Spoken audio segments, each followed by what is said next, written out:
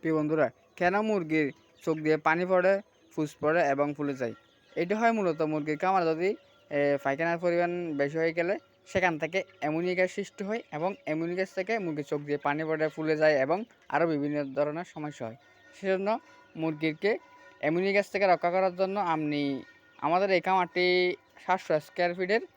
সেজন্য আমরা 5 কেজি চুনের সাথে এসিআই পিএলটি 3 কেজি, মানে 3 প্যাকেট এসিআই পিএলটি 5 কেজি চুন মিশ্রণ করে কামারে ছিটিয়ে দিই। দেখেন এখানে যে সাদা সাদা যে দেখতেছেন, এটা হলো মূলত এসিআই পিএলটি আর চুন মিশ্রণ করে কামারে দেওয়া হয়েছে, যাতে লিটারে যে অ্যামোনিয়া গ্যাস সৃষ্টি হয় সেটা চলে যাবে এবং পোলট্রির লিটারে পোকামাকড়ার হাত থেকে রক্ষা করবে।